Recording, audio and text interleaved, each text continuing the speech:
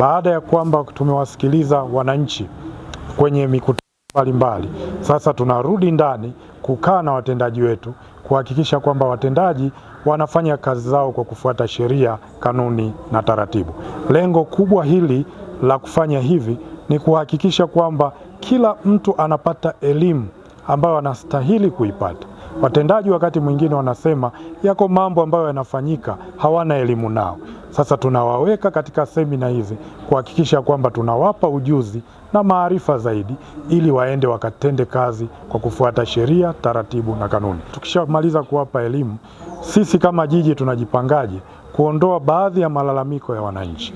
Tutaunda tume ambayo tume ile itachunguza, itaangalia kiini cha migogoro hii na wananchi kuona kwamba wanahudumiwa vyema katika maeneo yao. Tume ile itatuletea majibu sahihi ambayo baada ya hapo majibu yale tutayafanyia kazi ili kuhakikisha kwamba uhusiano kati ya wafanyakazi wa jiji pamoja na wafanyabiashara au na wananchi unaboreka na unakuwa mzuri zaidi. Tunamshukuru sana Mheshimiwa mkurugenzi wetu wa halmashauri ya jiji kutuandalia mafunzo haya ya jinsi gani tunaweza tukahudumia wananchi kwa kufuata kanuni, taratibu na sheria zilizowekwa na serikali bila kuathiri majukumu yetu au kuwaumiza wananchi tunaowatumikia. Lakini zaidi tumenufaika na mafunzo tuliyoyapokea kutoka kwa mtu wa TAKUKURU aliyekuja kutuwezesha ili kutuepusha na rushwa ambazo pengine tulikuwa tunafanya pasipo kujua au tulikuwa tunafanya kwa kujua.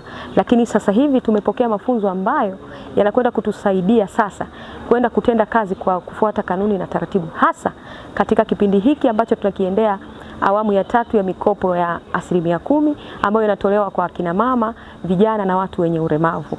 Tunaamini kabisa kwa semina hii ambayo tumeipokea, tunaenda kufanya kazi kwa utaratibu, tunaenda kuwahudumia wananchi bila kuzua mizozo yoyote kwa jamii na serikali yetu tunayoitendea kazi. Kwa mafunzo haya tuliyopata yatatusaidia sisi maafisa maendeleo kwanza kuwasikiliza wananchi, kuwapokea kwa nidhamu kadiri taratibu na sheria zinavyosema, na tutawahudumia kwa kufuata miongozo.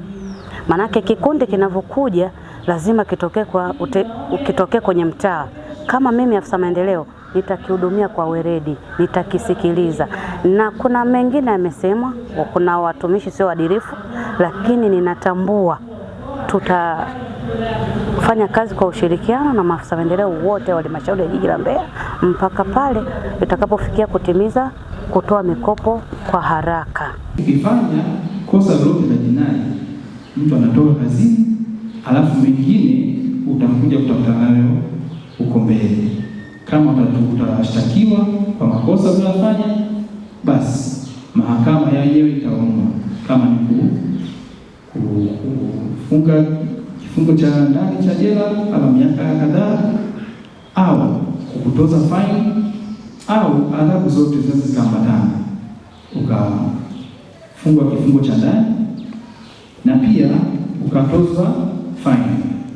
Sasa watu wengi wanaona kwamba mtu nikishalipa faini mahakamani ni kama kesi imeshaisha, kwamba naweza nikarudi katika utumishi wangu. Ukipigwa faini ni kama umeshahukumiwa. Kwa hiyo maana yake tayari wewe na mtu ambaye amefungwa kifungo cha ndani, hukumu yenu ni moja na utumishi wa umma wetu umeshakoma hapo, hata kama haujaenda jela.